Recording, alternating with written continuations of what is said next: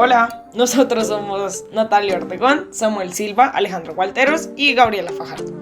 Hoy vamos a explicar cómo se forma un bebé hasta la tercera semana de embarazo. Para ello, por favor, acompáñenme a Women's Inc., la corporación que compone el cuerpo de una mujer. Dentro de ella hay un departamento muy importante, llamado útero, cuya función es coordinar los rasgos y características sexuales de esta compañía. Su producto por excelencia es el óvulo, que buscan producir mes a mes. Pero, ¿cómo lo hace?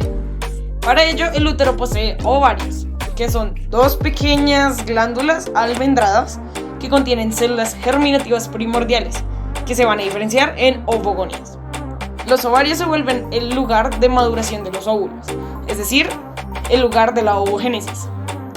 Primero hay que tener en cuenta que las ovogonias, que son las células base de donde van a salir los óvulos, se forman durante el desarrollo embrionario gracias al saco uterino. Luego de varias mitosis se van a generar muchas ovogonias que van a pasar a llamarse ovocitos primarios y van a iniciar su proceso meiótico, deteniéndose en la meiosis 1 durante la profase 1 en el diploteno. Estas células van a quedar dormidas hasta la pubertad. Hay que tener en cuenta un concepto que es atrésico, o sea, que se degenera esa célula. Ahora, una vez iniciada la pubertad, la mujer va a empezar con sus ciclos ováricos o ciclos menstruales. Estos ciclos están regulados por dos hormonas de la hipófisis que se llaman gonadotropinas: la LH, la hormona luteinizante, y la FSH o hormona folículo estimulante. La LH estimula el folículo para que crezca hasta que éste estalle, y así va a liberar el ovocito secundario hacia las trompas de falopio. También estimula las células de la teca, que vamos a ver más adelante. Por otro lado, la FSH se va a encargar de la maduración folicular. Va a estimular las células de la granulosa y va a producir estrógeno. De forma paralela se da la ovogénesis y foliculogénesis. Pero vamos a ir paso a paso. Entonces, en primer lugar tenemos los ovogones, que van a crecer y van a hacer mitosis. Entonces ahora van a ser ovocitos primarios. Estos ovocitos primarios van a estar recubiertos por estas células epiteliales planas, que se ven aquí, van a dar origen a un folículo primordial. A medida que pasa el tiempo e inicia la pubertad, se van a comenzar a madurar varios folículos primordiales a la vez, por lo que se van a empezar a llamar folículos primarios unilaminares, que es cuando estas células planas se van a volver cúbicas, envolviendo con una sola capa el ovocito primario. Luego de eso, esas células cúbicas se van a empezar a llamar células de la granulosa, que van a empezar a generar varias capas alrededor de este ovocito primario. Entonces se va a generar el folículo primario multilaminar, donde ya se puede empezar a ver la teca folicular, que es como una membrana que separa el folículo del estroma que lo rodea. Cuando ya esto posee una teca bastante densa, las células de la granulosa y el ovocito van a empezar a secretar glucoproteínas, lo que va a generar la zona pelúcida, o sea, aquí. Dentro del folículo, entre las células de la granulosa, se va a formar el antro, que es como un hueco que va a estar lleno de líquido folicular. Entonces, ahora se va a empezar a llamar al folículo secundario o folículo antral. A medida que continúa la maduración, se va ensanchando el antro hasta que casi ocupa como todo el folículo, mientras que el ovocito primario termina la primera división meiótica. Es ahí cuando se comienza a llamar folículo terciario o de Graf, que va a terminar de llenar el antro hasta que el ovocito secundario sea liberado hasta las trompas de falopio. Hay que tener en cuenta que este ovocito aún no es un óvulo, solo se va a volver óvulo cuando haya fecundación. Y ahí es cuando se hace y termina la segunda división meiótica. Los ovarios también producen sus hormonas. Está el estrógeno y está la progesterona. La progesterona regula el crecimiento y angiogénesis del endometrio, mientras que el estrógeno fomenta la fase folicular y ovulatoria. Prepara al cuerpo para una posible fecundación. Hay tres fases dentro del ciclo menstrual. La folicular, que es la que acabo de explicar. La ovulatoria, que es cuando se expulsa el ovocito secundario. Esa se da en el día 14 y es la liberación, de ese ovocito. Y la fase lútea, que es después de la liberación, donde se va a comenzar a degradar ese folículo que tenía el ovocito. Ese folículo ahora se va a llamar cuerpo lúteo o cuerpo amarillo. y es súper importante en la producción de la progesterona, que va a aumentar los días después de la ovulación, o sea, en la fase lútea. Si no hay fecundación, se va a degradar y va a formar los cuerpos de albicans. Y con eso doy por finalizado el proceso de ovogénesis. Quédense para ver qué va a hacer la señora ovocito secundario, ya liberada, lista para llevar a cabo la tarea del departamento útero.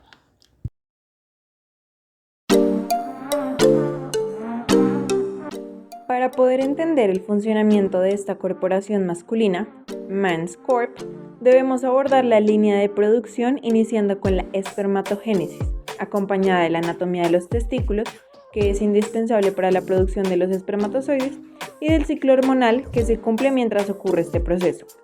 Los testículos son órganos sexuales primarios en los hombres. Se desarrollaron en la cavidad abdominal durante el desarrollo embrionario y antes del nacimiento van a descender y van a entrar en el escroto. Ahora vamos a adentrarnos en los testículos. Veremos que están formados por unos lóbulos que contienen a los túbulos seminíferos, en donde se dará la formación de los espermatozoides. Estos van a estar compuestos por 3 tipos de células. Las células espermatogénicas, que van a dar origen a los espermatozoides una vez maduren, y vamos a encontrarlas en distintas fases de la espermatogénesis. Las células de Sertoli, que se encargan del mantenimiento y la nutrición de los espermas, y las de Leydig, que están fuera de el túbulo, las cuales fabrican testosterona, hormona vital en el ciclo hormonal que cumple el hombre. Cabe aclarar que entre más cerca esté a la membrana basal o a la membrana del túbulo seminífero, va a ser más básica y primitiva, menos especializada. Y a medida que maduran, se van a acercar al lumen o a la luz del túbulo seminífero, y eso quiere decir que estarán listos para intentar fecundar a un ovocito secundario. Para que entiendan un poco mejor el desarrollo de los espermatozoides, es necesario dividirlo en 3 procesos indispensables. Iniciaremos justo en la membrana basal, donde encontramos una espermatogonia, un tipo de célula madre que dará vida a un espermatozoide maduro. Esta, por medio de la espermatocitogénesis y una división mitótica, dará resultado a una célula más especializada que se mantiene diploide. Esta nueva célula se llamará espermatocito primario, quien por medio de la espermatogénesis hará la primera división meiótica, dejando como células hijas a 2 espermatocitos secundarios, ahora haploides. De nuevo, va por una segunda división meiótica, dejando 4 células hijas haploides, ahora llamadas espermátides. Por último, para terminar el proceso, será necesario recurrir a la espermiogénesis, en donde la espermátide hará una especialización morfológica. Pasará de ser una célula redonda a una célula alargada con un flagelo, que permitirá su capacidad motora y así llegar al óvulo para fecundar. Para terminar, es necesario especificar el ciclo endocrino, que va a ser determinado por las hormonas masculinas conocidas como andrógenos. La regulación de la testosterona, hormona principal en el desarrollo sexual del hombre, que va a iniciar aproximadamente a los 10 años. Va a estar dada por el eje hipotálamo, hipófisis, gónadas, que en este caso será testicular. El hipotálamo va a liberar la hormona liberadora de gonadotrofina, que irá a trabajar en la hipófisis para producir la hormona luteinizante y la folículo estimulante, que a su vez actuarán en los testículos. La LH trabajará en las células de Leydig, que mencioné anteriormente, y la FSH en las de Sertoli. Cuando la testosterona supere los niveles regulados por el cuerpo, los niveles homeostáticos, se iniciará la retroalimentación negativa, que va a inhibir a la GnRH y por consiguiente a la LH. Y las de Sertoli, por medio de la inhibina, se encargarán de bloquear la FSH. Con eso termina el ciclo.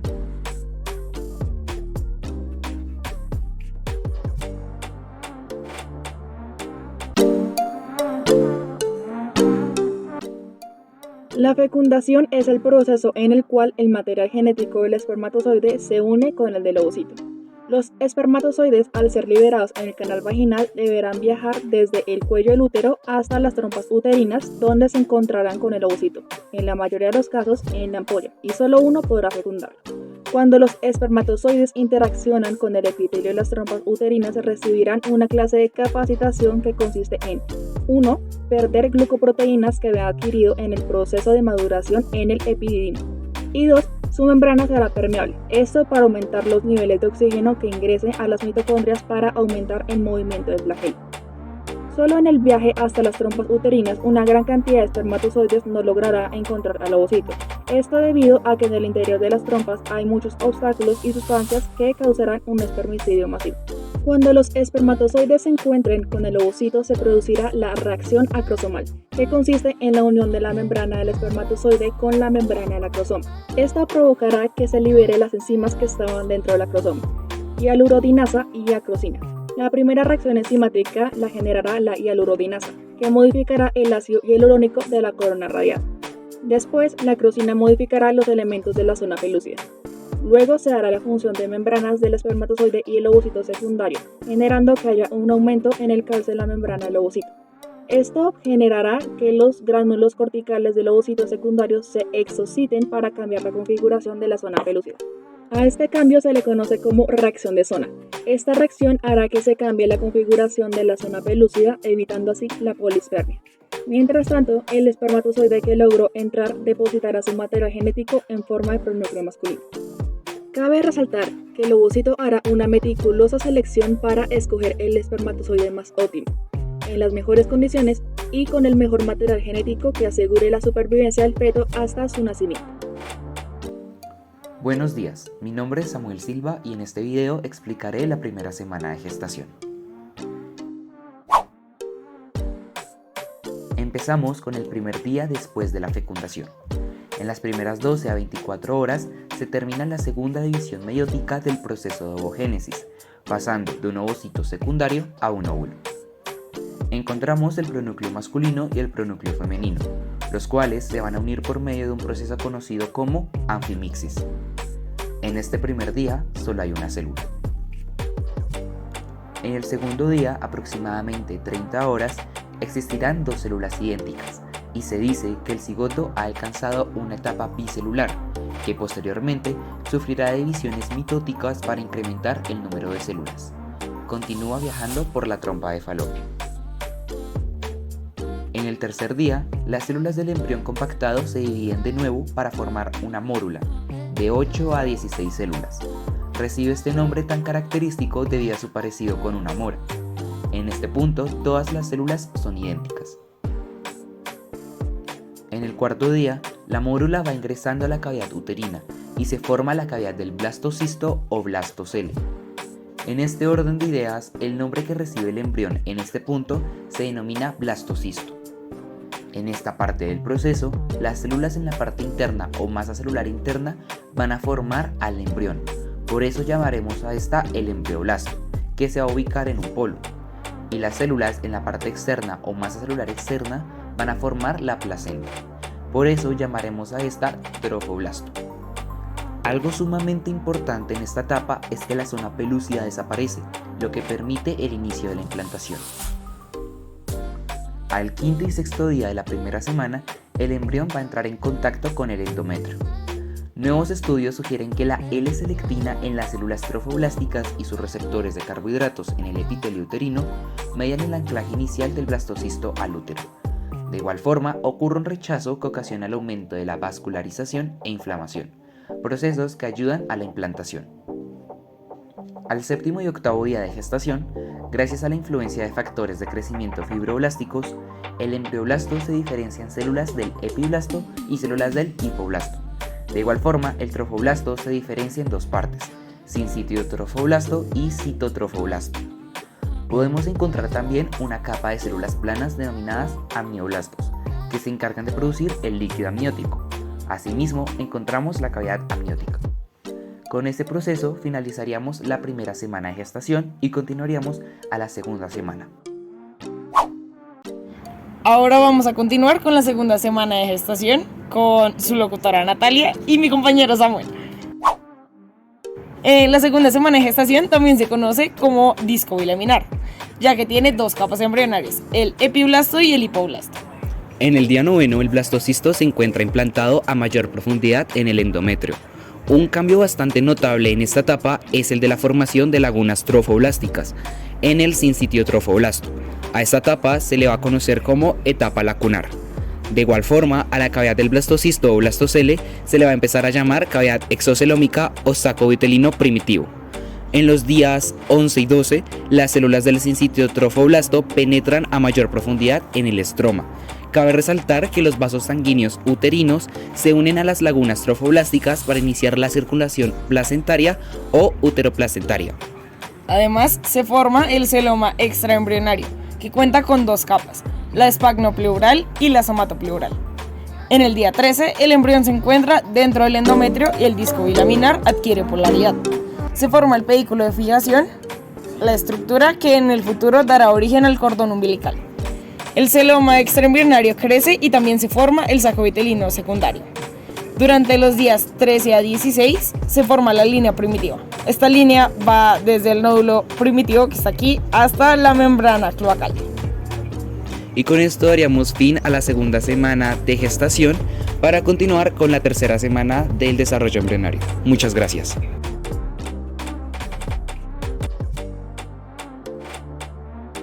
Antes de comenzar, debemos saber que la tercera semana es de alta sensibilidad a agentes teratogénicos, que son aquellos capaces de causar defectos congénitos y que están en el ambiente al que está expuesta la madre, como pueden ser las drogas, químicos, virus, radiaciones, entre otros.